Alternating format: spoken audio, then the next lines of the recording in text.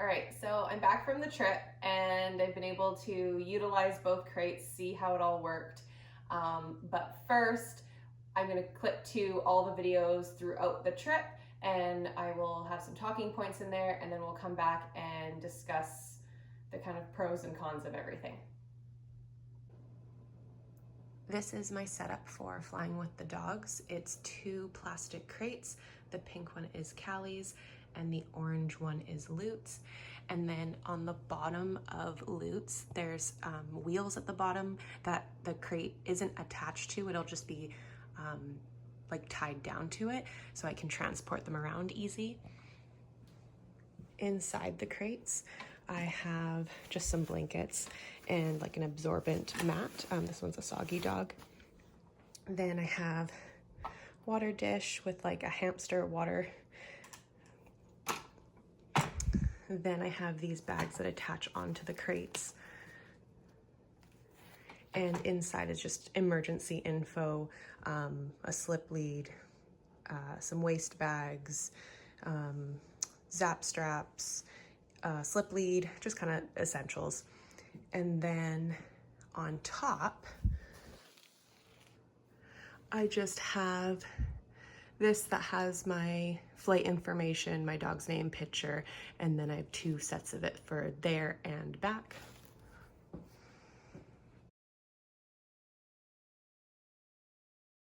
So because I have to walk on the ferry to then go catch a flight, I took apart the large kennel that Lute is going to be in, the orange one, and I just collapsed it within itself, and then I put Callie's crate inside of it, and then I just put the door of Lute's kennel inside of Callie's kennel, and then the wheels here are just attached by these tie downs.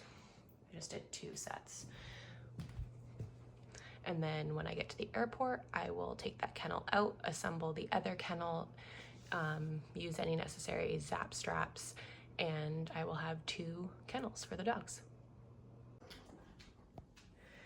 The dogs are gonna wear their Rain Coast canine collars with their pike and arrow tags. And I also have these clipped on, and that has air tags in both of them. And then I'm using these slip leads, they're biothane. I'll link everything down in the comment box.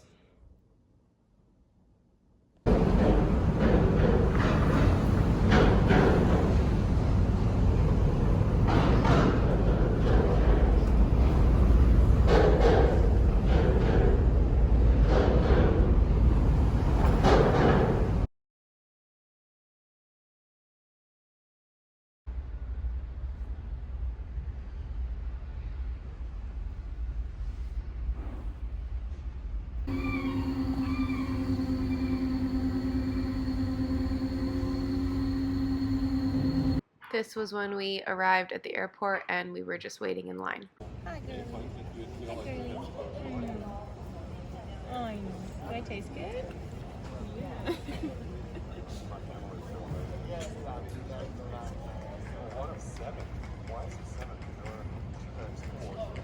An agent will give you this form to fill out that'll be attached to the crate. The agent will provide all the live animal stickers and zap straps. When the form that is attached to the kennel is filled out, then you'll go to a security check where they will check out the kennel and everything inside of it. This is what my air tag looked like that was on each dog.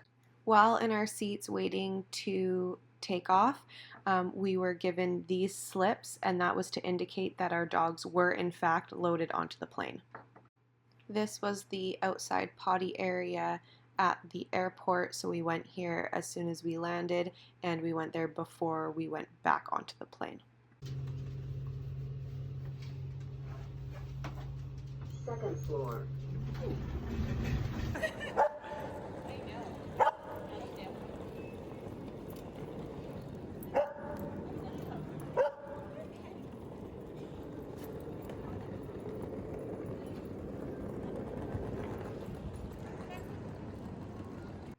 This was the area where they did the security checks on the kennels. We had to take all the bedding out, open the emergency bags, and they did a check of the kennels and bedding. On our flight home, we had seats on the right side of the plane, and we were on early enough that we got to see our dogs actually be loaded onto the plane, which was really cool. And then, like I mentioned before, once the kennels are loaded into the plane, then that person gives the little slips off of the forms that we filled out and were attached to each kennel, and they give it to the flight attendant, who then comes and finds our seats and hands us those little tickets to let us know that the dogs are in fact on the plane. And then here we were lucky enough that we got off the plane and we were able to see through the window them coming off of the plane, where then we picked them up in like baggage claim, like where you get your luggage from. I should correct that slightly. You go to the baggage area where you'd get your luggage, but it's just off to the side where it's the oversized baggage where the kennels come out of. All right, so now that you got to see all that, this is the dolly that I used for the crates. I got this from a store here called Princess Auto, so it already came assembled all like this. I didn't make this, but you could easily make this. And that's what I used to put the crates on. I used my Gunner Kennel tie-down straps. Obviously you can use any tie-down straps. And that's what I used when you saw me like wheeling stuff around. Now, a few things. When it came to the kennels and flying, just FYI, don't mind me, these aren't actually attached together. There were some issues and some things to kind of take note on. So before flying, make sure that you look at the airline you're using and where you're traveling to, because they might have different requirements. When I looked it up, the requirements were that the dog had to be able to stand up and the tip of the ears didn't touch the roof of the kennel. So that's why I had to use such large crates for Callie and for Lute.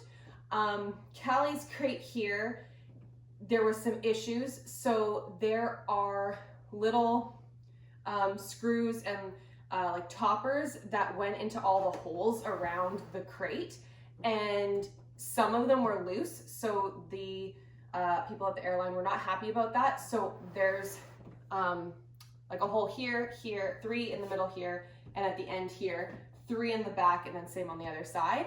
The ones in the middle, I had to use zap straps to keep them shut. So if your screws are loose as well, don't worry, they were totally fine with just having everything zap strapped. And then there was these larger holes here. I zap strapped each corner. The crate had to have like air vents on the sides. Apparently they're supposed to have them on all the sides. So on Callie's crate here, she did have them on the back. Lute's does not, but I wasn't stopped or anything like that. So no one made an issue about it. The other thing is that there needs to be a lip around the crate. I'm not exactly sure what that's for. I know for this, the lip, it's so that there's actual like handles here to like help lift the crates. I also believe that it's so that when kennels are side by side together, the windows aren't touching, so there would be no conflict between dogs. The other thing that had to happen was the doors had to be zap strapped. So that's where these kennels worked out good. Oh, I have this on wrong. Okay, right there. So on Callie's crate, there's these extra holes, 2 on the top here and 2 on the bottom. And that's where the zap straps went through and then around the wire of the door. So all 4 corners have to be zap strapped. You had to have water. I'm gonna find a new water solution for Callie specifically. So I just had this like crate bowl, and then this was like a hamster water little bottle. The reason why I'm gonna find something different to use for Callie is because she gets annoyed when the bowls are in her way. So she was trying to flick the bowl out of her way, and then she ended up like scratching open the top of her nose, which the airline like attendant that we dealt with noticed it and made a comment about it, but I reassured him that it was totally fine and why she had that. So that was pretty much that for this. So overall, Callie's crate, which is just a Great Choice plastic crate from like probably like a Petco or PetSmart. I would have got this used online. Overall worked great with no issues. When it came to Lute's crate, which is a very kennel, there were some issues. So a couple of the things was, like I mentioned, the very back doesn't have windows, and his sides, the way that they close is by these just like knobs.